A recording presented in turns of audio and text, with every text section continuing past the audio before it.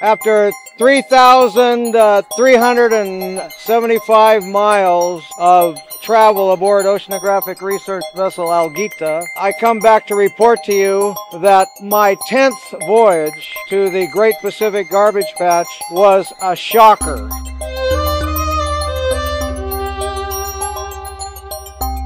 Even though I'd been there 9 times previously, I was not prepared for what I saw this time. We couldn't travel without seeing copious amounts of garbage pass by the boat each and every day for hundreds and hundreds of miles.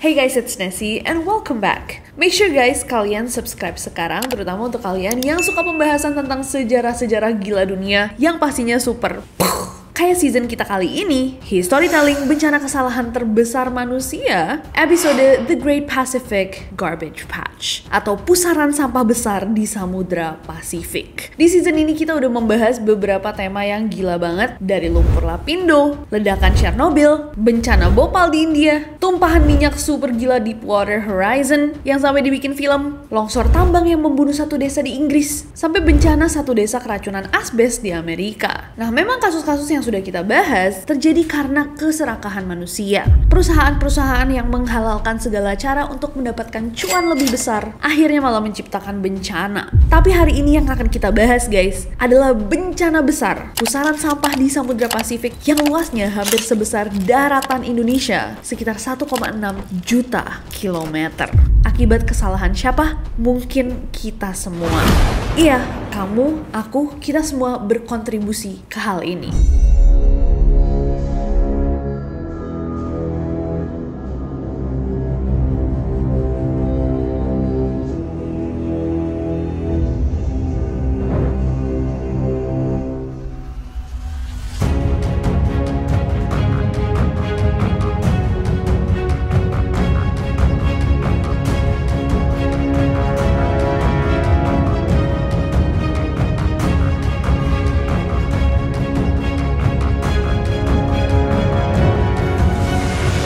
Great Pacific Garbage Patch. Jadi suatu hari di tahun 1997 ada seorang kapten kapal guys bernama Charles Moore asal California yang sedang berlayar dari Honolulu ke Santa Barbara. Dan hari itu saat dia berlayar ada angin topan yang cukup kencang sampai-sampai nih kapalnya Kapten Charles itu kehilangan arah. Dia terombang-ambing di lautan tanpa tahu di mana. Kok tiba-tiba nih dia mulai ngeliat ada benda-benda yang terapung di laut. Dan semakin lama benda-benda tersebut semakin banyak. Banyak banget. Saking banyaknya semakin mendekati barang-barang tersebut, terlihat sejauh mata memandang, lautan dipenuhi dengan benda-benda itu. Dan ternyata yang mengapung itu adalah sampah. Saking banyaknya sampah, Kapten Charles bilang bahwa dia ngerasa kayak dia ada di tengah lautan sub sampah yang sangat luas. Dan semakin lama dia bahkan tidak bisa lagi melihat air karena semua permukaan lautnya tertutup sampah. Sampai setiap 10 menit dia naik ke decknya, itu pun dia masih belum bisa ngeliat air. Dia benar-benar di tengah lautan sampah. Dan kebanyakan dari sampah yang mengapung itu plastik. Ternyata guys, yang ditemukan sama Kapten Charles ini bukanlah mimpi, melainkan zona asli dari kumpulan sampah terapung yang terbesar di bumi.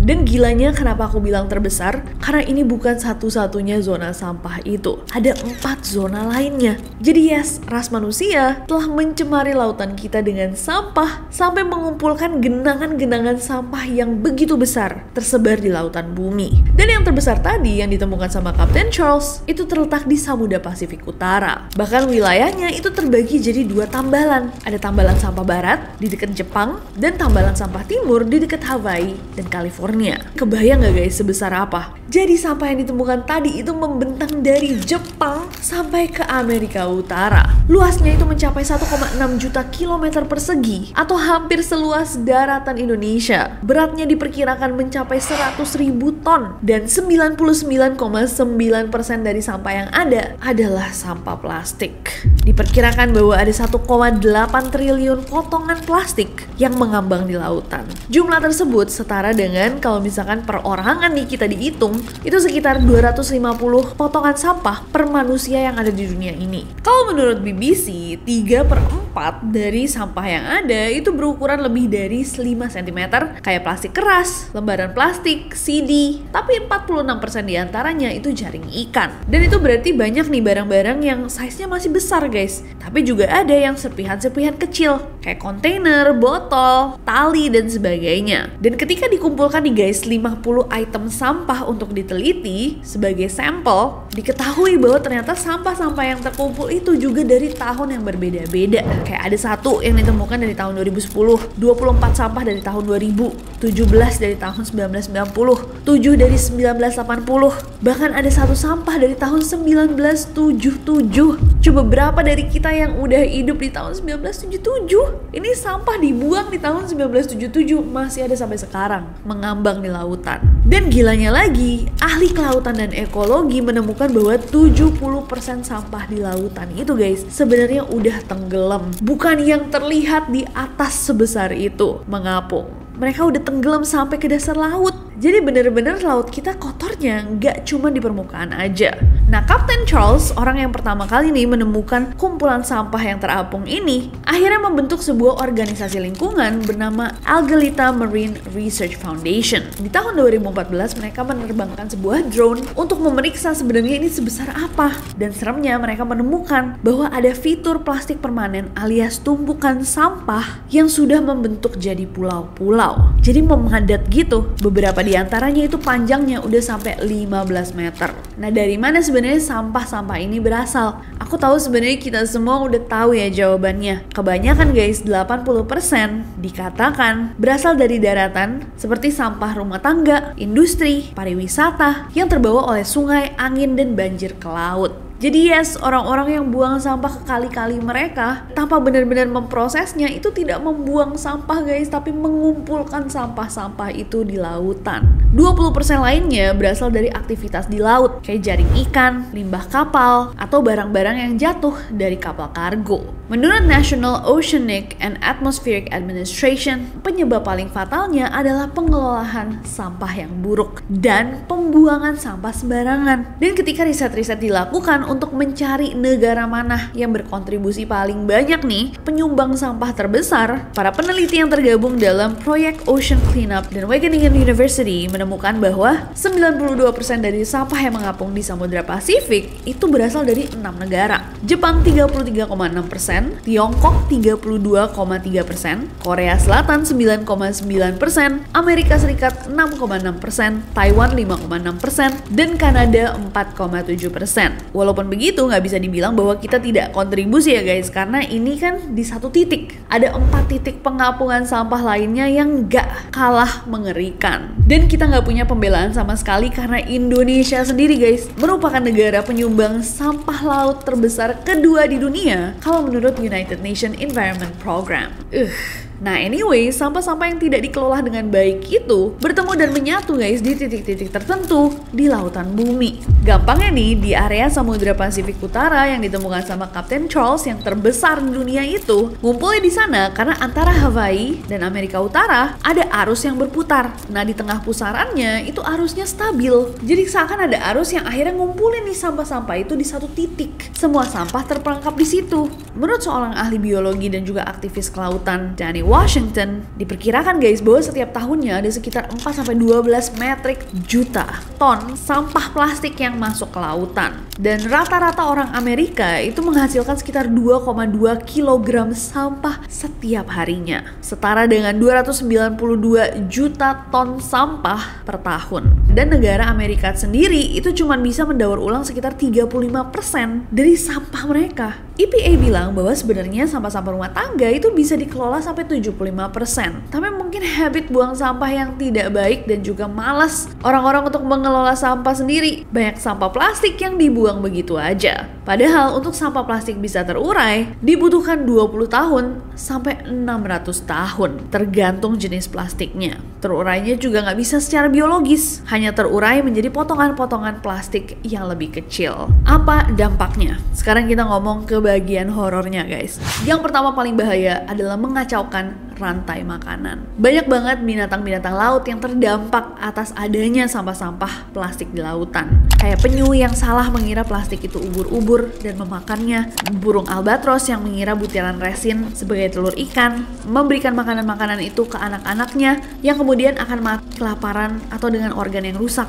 Anjing laut yang terjerat di plastik dan jaring. Banyak banget kasus-kasus mengerikan. Setiap tahunnya sekarang diperkirakan sekitar 100.000 mamalia dan 1 juta burung laut mati akibat polusi lautan. Gak cuman itu, sampah laut yang menutupi permukaan laut juga menghalangi sinar matahari yang menghidupi plankton dan alga di bawah laut. Padahal plankton dan alga ini adalah jaringan makanan utama di ekosistem laut. Makanan ikan-ikan kecil, kura-kura, dan kalau populasi dari hewan-hewan tersebut menurun, predator puncak kayak hiu, tuna, paus juga ikut nggak punya makanan. Kalau misalkan kalian nggak peduli nih sama apa yang terjadi sama makhluk-makhluk spesies lainnya, setidaknya mungkin kalian peduli dengan diri kalian sendiri. Sampah-sampah tersebut adalah sampah-sampah yang sekarang mencemari dan juga mengotori ikan-ikan yang ada di lautan. Hidup bersama sampah, memakan sampah, tubuhnya memproses air yang sudah tercampur sampah. Gimana menurut kalian kualitas dari ikan-ikan yang kita makan dari laut?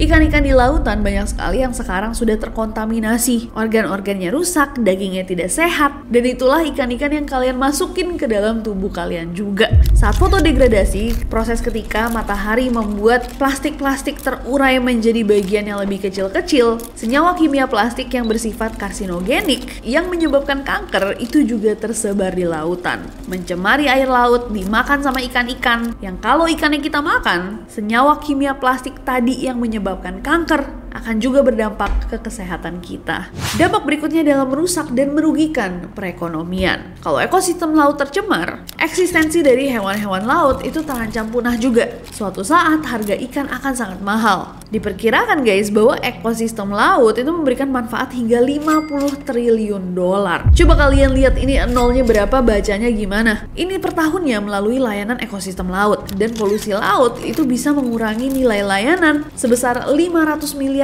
dolar sampai 2.500 miliar dolar per tahunnya. Apalagi untuk negara maritim kayak Indonesia, dimana kita masih punya banyak banget nelayan-nelayan aktif, daerah-daerah, kota-kota yang memang berpangku pada pendapatan dari laut. Nah, sekarang kita masuk ke cara penanggulangannya guys. I know this is super depressing. Aku tahu bahwa ini adalah tema yang sangat-sangat bikin mual gak sih? Saat ini ada beberapa effort yang dilakukan untuk menanggulanginya. Pusaran sampah Pasifik ini kebetulan guys terletak jauh dari negara manapun, dan gak ada satu negara pun yang mau bertanggung jawab ataupun menyediakan dana untuk membersihkan, walaupun banyak negara-negara yang ikut menyumbang sampahnya. Kapten Charles yang pertama kali menemukan pun bilang, ini kalau misalkan ada satu negara yang mau modalin kita bersihin ini, negara itu akan bangkrut. Karena gak ada negara yang mau bertindak, sekarang ada organisasi-organisasi mandiri guys, dan juga individu-individu yang mendedikasikan hidupnya untuk berusaha membersihkan. Walaupun pernah ada perdebatan sengit antara orang-orang yang percaya bahwa emang harus dibersihin dan orang-orang yang bilang,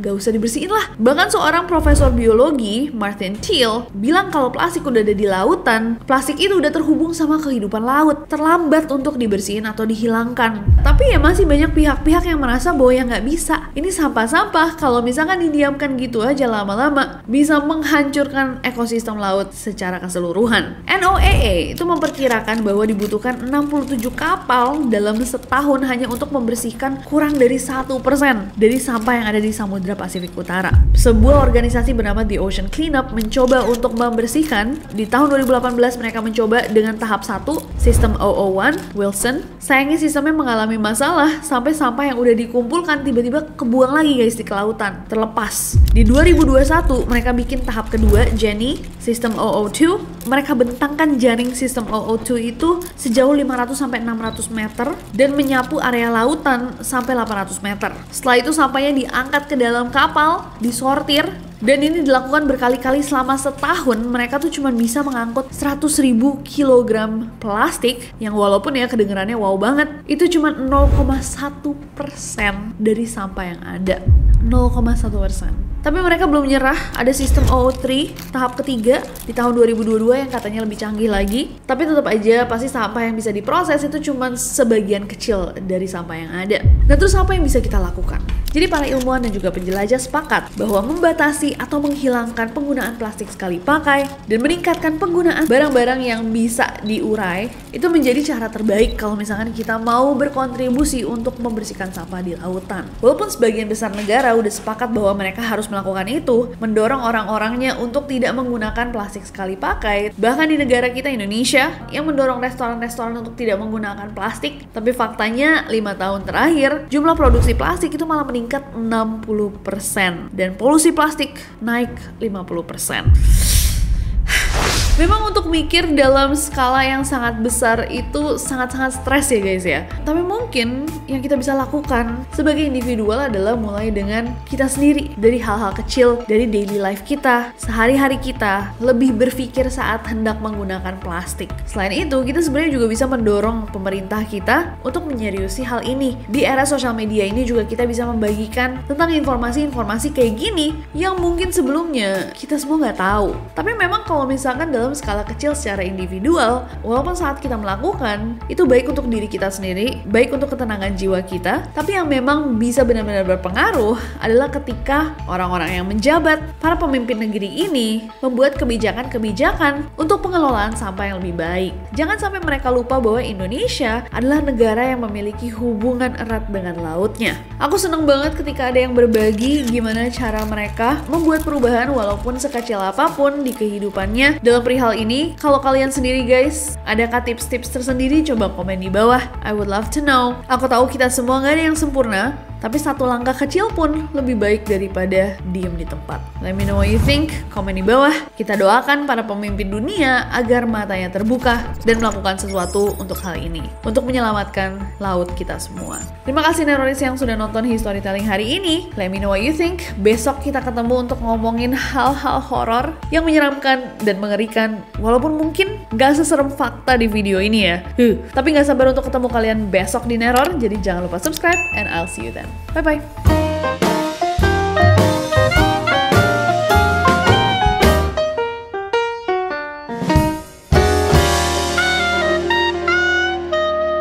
Senyawa kimia dari plastik yang bersifat karsinogenik